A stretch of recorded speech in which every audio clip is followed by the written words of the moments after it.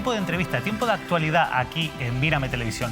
Seguramente si viven en la capital tinerfeña o acuden mucho por el centro de la capital tinerfeña se habrán topado con la llamada Acampada de la Dignidad, que desde hace 17 noches y 18 días duerme enfrente de Presidencia del Gobierno de Canarias. Protestan por los desahucios que se siguen acometiendo en Canarias y que afectan a cientos de familias del archipiélago. Hoy hablaremos de algunos casos concretos, pero sobre todo de la falta de soluciones, de la falta, en este caso, de esperanza para muchas de estas familias, a pesar de que seguramente ustedes habrán visto muchos titulares de moratorias en los desahucios en España, pero la realidad es que hay algunos casos concretos a los que no se les está dando soluciones para, en este caso, su futuro de tener una vivienda digna. Para todo ello vamos a hablar hoy, en este caso nos acompañan. Podrían ser muchas las personas porque son medio centenar los que duermen allí, pero muchas las familias afectadas. Pero vamos a hablar con Lolo Dorta, que es el portavoz de la plataforma 29E y que lleva mucho tiempo apoyando a estas familias. Lolo, gracias por acompañarnos. Gracias a ustedes por darle voz a toda esta familia y a esta lucha. Y también nos acompaña Hani y Sipi Peinado, gracias por estar con nosotros. Muchísimas gracias a ustedes por darnos este medio de que nos escuchen y nos conozcan y nos vean. Vamos a hablar de tu caso, Hani, en concreto, pero si les parece vamos a empezar un poco intentando entender por qué hay o por qué están acampados delante de Presidencia del Gobierno, Lolo. Pues bueno, David, como bien sabes, que llevamos a las personas y colectivos y activistas que llevamos muchos años en esta lucha por la dignidad de las personas y sobre todo en el tema de la vivienda. Son muchos los años de reuniones, movimientos y demás con los diferentes grupos de gobierno, grupos de partidos políticos, etcétera, etcétera, etcétera. Y bueno, debido a ya, como siempre, nunca nos han dado soluciones, siempre falsas promesas, parches y demás, que al final sí parchean soluciones para un par de familias, pero no en global para la situación que viven muchas familias canarias hoy por hoy en nuestro archipiélago. Y bueno, después tristemente de toda esta pandemia mundial que estamos pasando, que hubo un año de restricciones y en la que no se pudieron hacer muchos movimientos ni muchos temas por las restricciones que había, pues a finales del año pasado volvimos a empezar a tener toma de contacto con varias familias que ya nos estaban llamando porque la moratoria o el decreto que había sacado el Estado español no cubría a muchas familias en la situación de precariedad y desahucio, porque esta moratoria o decreto protege a familias que vienen con desahucios de grandes tenedores, de grandes bancos, etcétera, etcétera. Pero otros casos, como los de alquiler y demás, pues no están protegidos por esta moratoria. Entonces, desde principio de año nos reactivamos otra vez a empezar a ir escuchando caso por caso. Empezamos con el famoso caso de las 17 familias del tablero, que se ha hecho mediáticamente bastante fuerte. Y bueno, después de empezar a tener varias reuniones, tanto con diferentes grupos de vecinos afectados por la misma situación, en diferentes barrios y en diferentes municipios a lo largo de estos meses, hemos tenido en estos últimos meses toma de contacto con diferentes administraciones y diferentes grupos políticos. Empezando por ayuntamientos como el de Santa Cruz, La Laguna, hemos tenido reunión con la Consejería de Cabildo de Vivienda, hemos tenido con el diputado del Común, con la consejera de Asuntos Sociales, con el Instituto Canario de la Vivienda y el pasado martes, después de unos días, el día 13, con Presidencia del Gobierno de Canarias. La decisión de llegar a acamparnos, ¿cuál fue? Que hemos visto que en estos meses volvíamos a lo mismo de atrás, de que no estaban buscando soluciones de urgencia para estas familias, que como digo, aquí estamos luchando por un grupo de familias, que hay muchas más a englobar en Canarias, pero que hay muchos casos ya que se han visto en la calle durante este estado de alarma, etcétera, etcétera, etcétera. ¿Tienen datos, Lolo? ¿Cuántas familias se ven afectadas aproximadamente o que ustedes hayan contabilizado? ¿Cuántos casos conoce? A ver, nosotros ahora mismo, aunque abajo hayamos un grupo de familias que estamos coordinados y que nos hemos hecho una familia en realidad como si fuéramos una familia, tenemos ahora mismo de los colectivos que estamos ahí debajo casi 200 casos de diferentes municipios de la isla. Aparte, como bien sabemos, aquí hay otros colectivos sociales y etcétera que también se dedican a la misma lucha y también tendrán sus grupos, etcétera, de personas afectadas de la misma situación. Que nosotros lo que estamos pidiendo es que haya también unidad por parte de todos estos colectivos y hacer algo de poder llegar a todos los casos. Y bueno, que estamos abiertos a que se unan todos los colectivos sociales y demás a esta lucha. ¿Se presentaron, les atendieron en Presidencia del Gobierno al final? Sí, nos atendieron en ¿Qué les Presidencia. dijeron? ¿Qué les han dicho? Bueno, nosotros íbamos con la ilusión de sacar algo concreto. Desgraciadamente no fue así.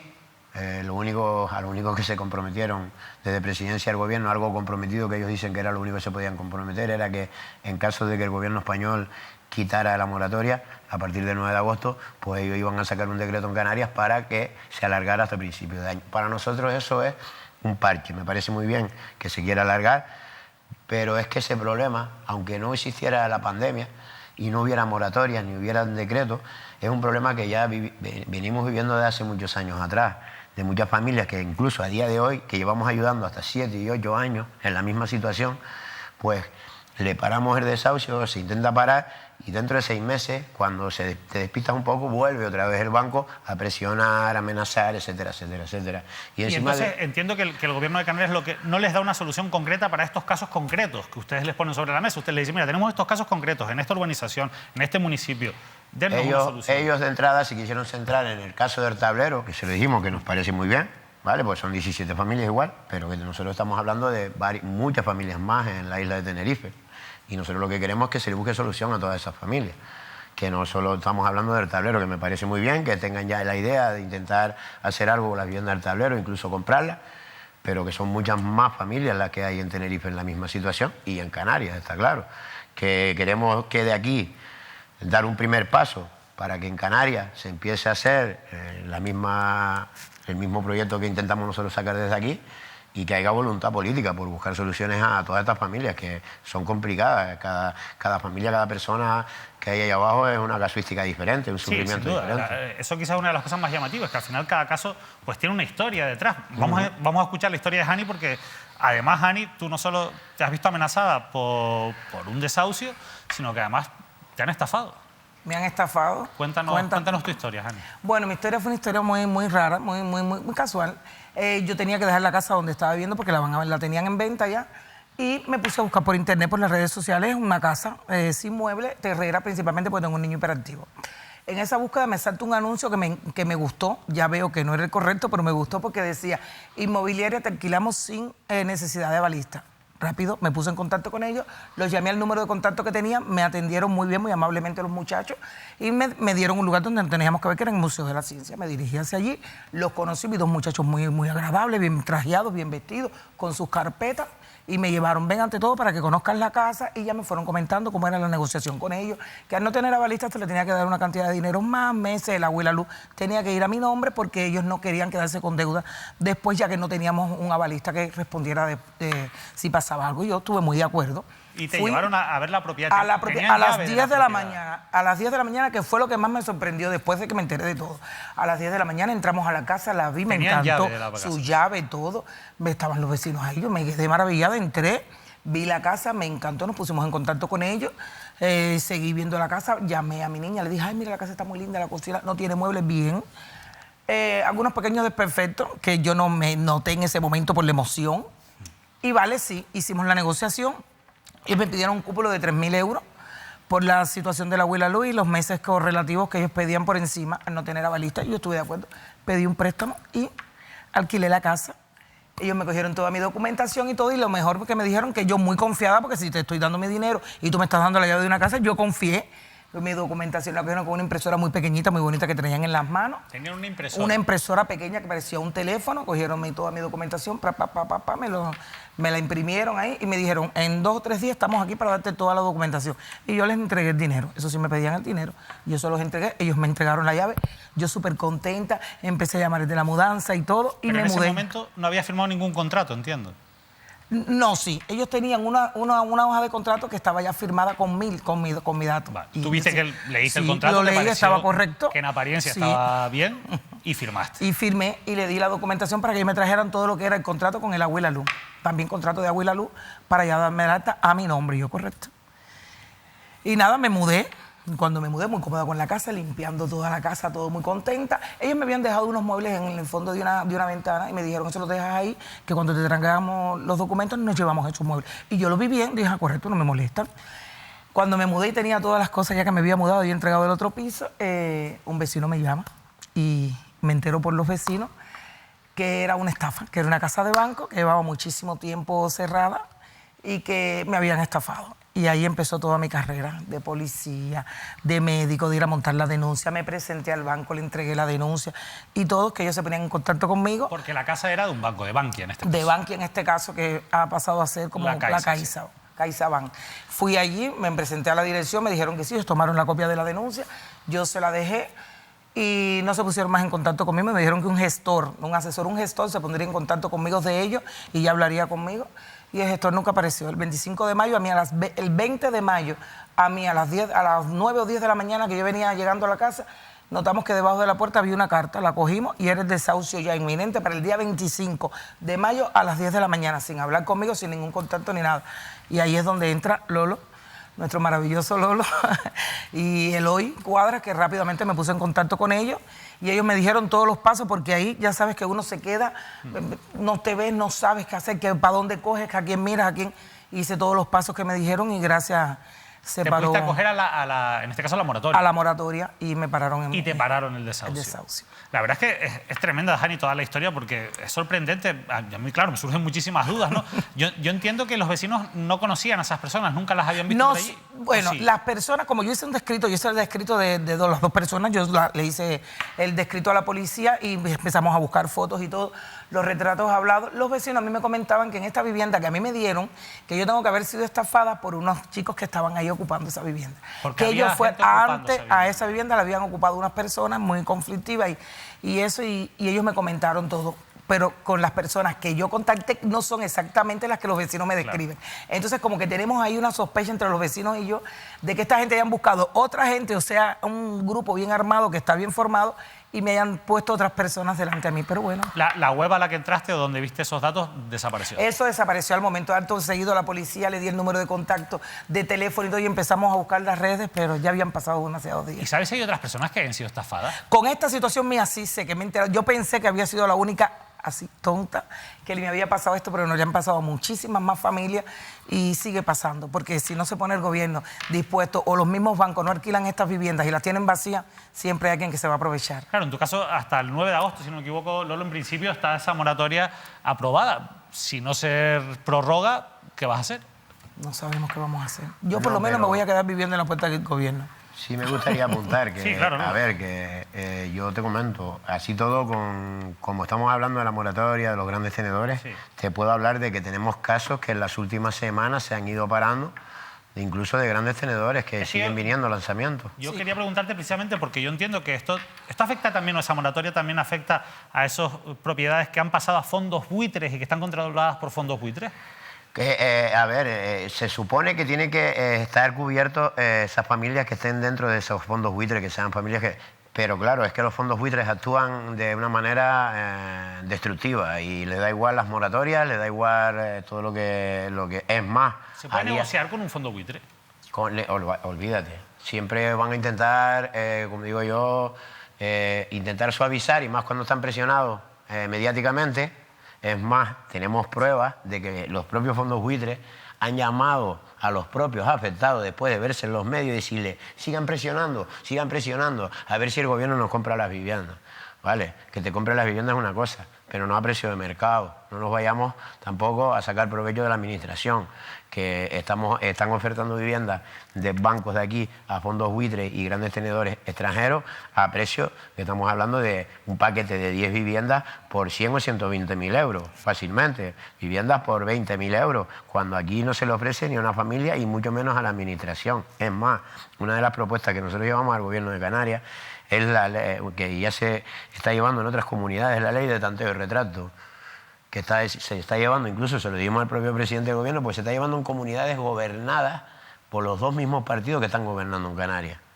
Entonces, no entendemos cómo en Canarias, con la situación tan grave que hay y el problema que hay, que no es de ahora, de hace muchos años, pues, tanto que prometieron este gobierno de que iban a estar... ¿Usted ha notado algún cambio con el cambio de gobierno? Al contrario. Al contrario. Triste. Es triste decirlo. Triste, pero es cierto. Porque mucha gente se siente engañada.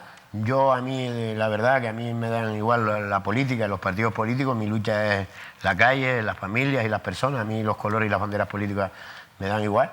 Pero es triste decir de que este gobierno ha sido una decepción para muchas familias. Porque, ya te digo, yo creo que en 2 años y pico, tanto que prometieron, la voluntad de intentar por lo menos sacar algo de eso que prometieron se ha quedado por el camino. ¿Y este programa 2000-2025 que ha sacado el gobierno y con el que quieren construir viviendas públicas nuevas, será una solución? ¿Tú crees que va a solucionar el problema? Para esta problemática que tenemos ahora mismo, no. ¿Por qué? Porque estamos hablando de casos de urgencia, estamos hablando de familias que a lo largo de estas semanas tienen lanzamientos de desahucio y que a partir del 9 de agosto, en caso de que esperemos que no, que por eso fue una de las movilizaciones que hicimos esta semana, una movilización que nos sumamos a que hacía la PA a nivel nacional, pidiéndole al gobierno español de que alargue esa moratoria.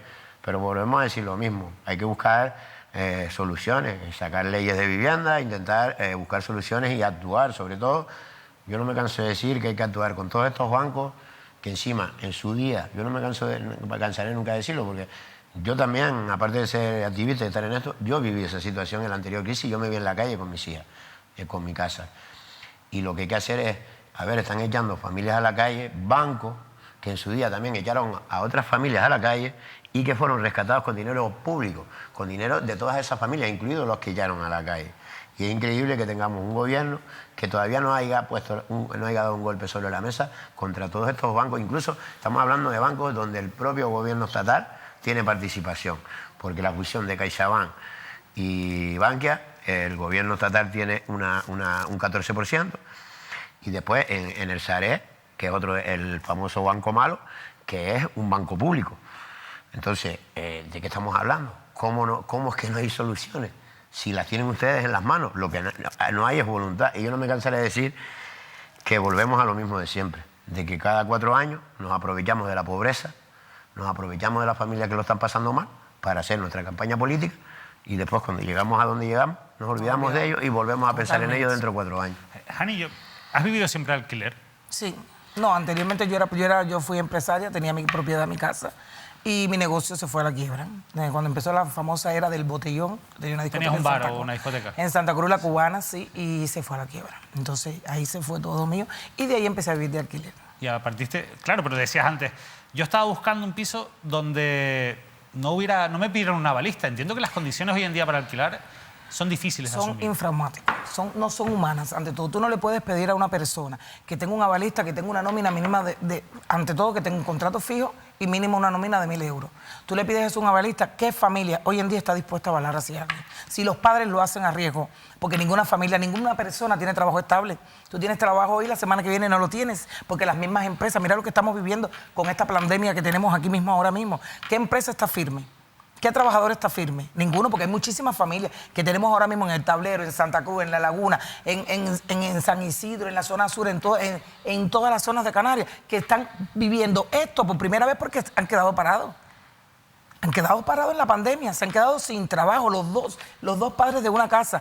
¿Cómo tú le puedes decir a una persona, dame un avalista para esta familia, aválame esta familia, te avalo, yo te avalo a ti, y mañana, sin saber, pasado mañana tú no tienes trabajo? Y entonces, realmente, ¿cuál es la solución que tú pides, digamos? Yo la solución que digo ahora mismo es que nuestro presidente tiene que saber que si está arruinando a su pueblo, él no va a tener futuro. Porque está haciendo un pueblo muerto de hambre, está arruinando a su pueblo. El presidente de Canarias, Víctor, tiene que saber que si sigue arruinando a su pueblo y sigue vendiendo nuestras viviendas, nuestra tierra, a los fondos buitres, él también está vendido. Él mañana va a estar en la misma situación que estamos nosotros hoy. Ya es hora de que si él tiene vivienda, los bancos tienen vivienda, que le hagan alquiler social al pueblo. Alquileres sociales al pueblo hasta que Visocan tenga una solución. O sea, que lo que pides es un alquiler social a todas las familias que están en esta situación, los del Tablero, los de Santa Cruz, los de La Laguna, todos los que están, y las familias que no están a nuestro alcance, porque hay mucha vergüenza, hay mucho miedo, hay mucho acoso infantil, muchísima amenaza de las asistentes sociales hacia los padres que tienen hijos, con el que te quitamos los niños. Si no tienes condiciones para tener un niño, te los retiramos. Y hay muchos padres que no dan su cara. Tenemos una compañera, Elena, que tiene 4 niños y esos niños han sido acosados constantemente en la escuela. Acosados al estado de tener que cambiar a finales de curso los niños de una escuela a otra escuela, que sabes que no es correcto. ¿Por qué? Porque no hay esa unión humana.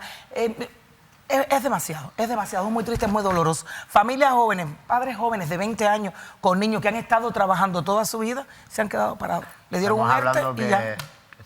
Disculpa, David. Estamos hablando de que después del Instituto Canario de la Vivienda en Canarias, que es el mayor proveedor de vivienda, el mayor tenedor con viviendas en propiedad ahora mismo en Canarias es Coral Home, que pertenece a CaixaBank.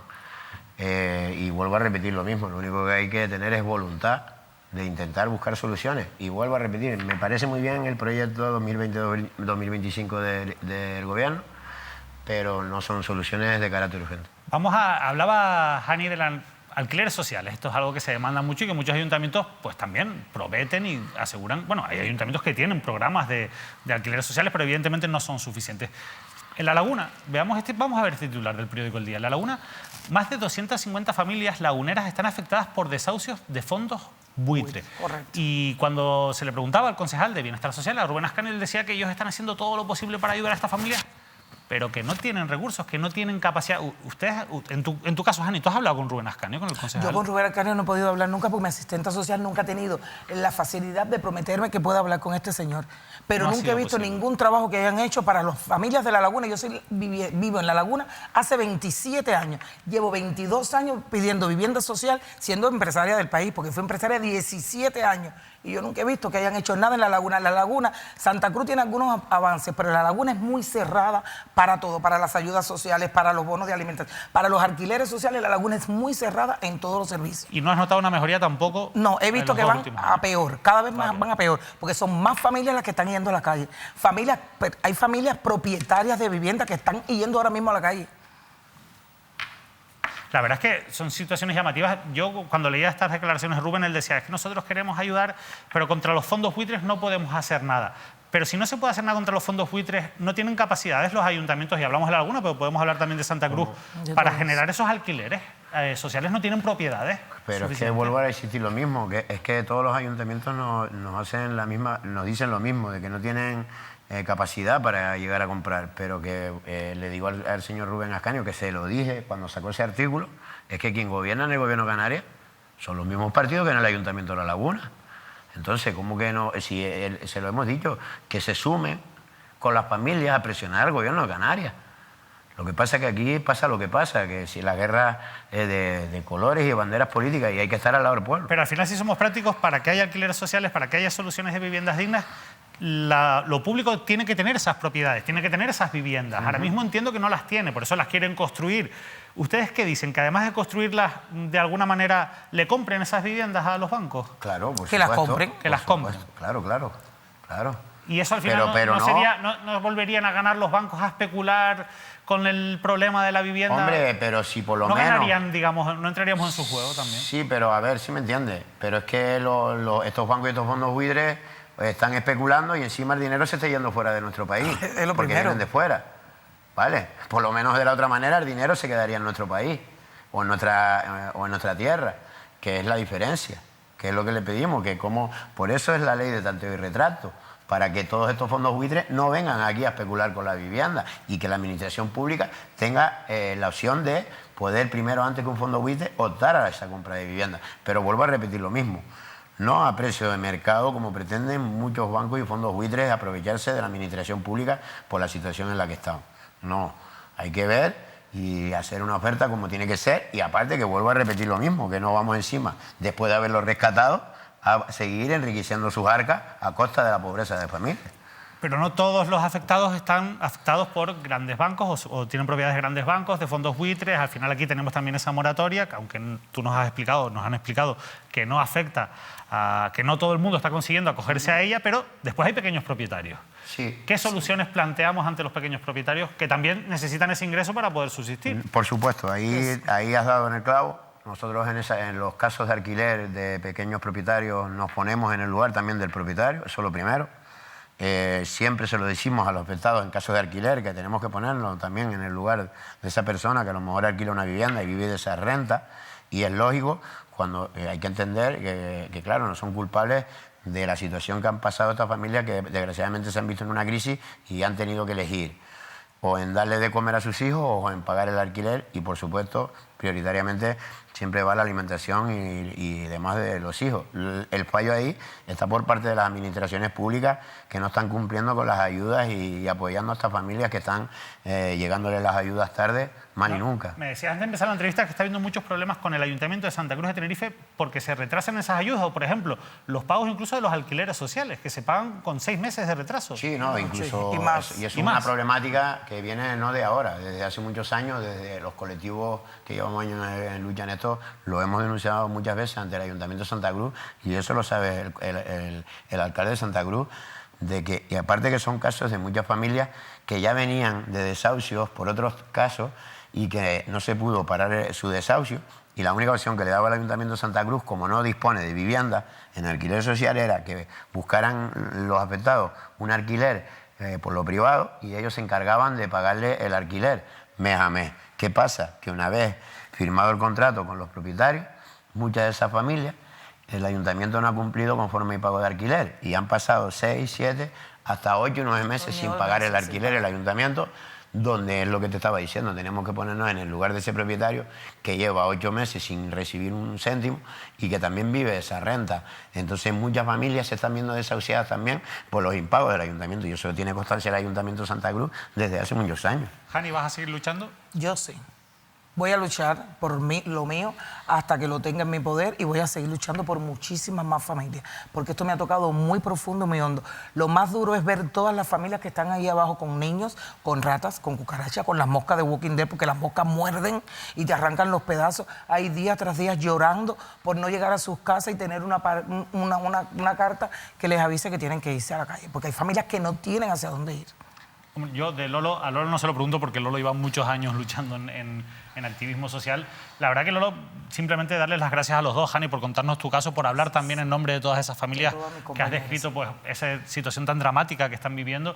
Y a ti, Lolo, bueno, pues por estar siempre al frente, ¿no? Y por también atender nuestra llamada y ayudarnos un poco a contarle a la gente por qué están ustedes allí, que ustedes les dicen, oye, únanse, escúchennos para que conozcan por qué estamos aquí protestando, pero realmente quien tiene que escucharles son los políticos, son los que están gobernando. Nosotros esperemos que este programa también ayude un poco a generar esa sensibilidad a nuestra clase política. Lolo, muchas gracias. No, gracias a ustedes y a Mírame Televisión y hacer un llamamiento a todos esos televidentes que nos puedan estar viendo, de que creo que ya es hora de que el pueblo se una con el pueblo y que creo que esta lucha no es solo de las personas que están acampadas ahí abajo, que hoy son ellos, pero mañana puede ser cualquiera de nosotros o cualquiera de nuestros familiares y que creo que aquí ahora es cuando hay que tomar una decisión y unirnos para luchar por lo nuestro. Pues gracias Lolo, gracias Jani, mucha suerte a los dos. Gracias a ustedes. Nosotros nos despedimos, queríamos hoy acercarles esta realidad que están viviendo muchas familias de Canarias. A veces ha habido épocas en las que hemos sido mucho más sensibles a los desahucios, épocas como la anterior crisis económica que afectó a muchísimas familias, pero ese drama sigue ocurriendo, ha seguido ocurriendo, quizás en ocasiones más lentamente, pero no por ello siendo realmente una situación crítica para muchas familias. Ahora, de nuevo, ante esta nueva crisis, yo creo que necesitan también de la solidaridad y en este caso también de la atención de los medios de comunicación, pero sobre todo de nuestros políticos. Nosotros nos despedimos, volvemos la próxima semana con más entrevistas. Que pasen un feliz fin de semana.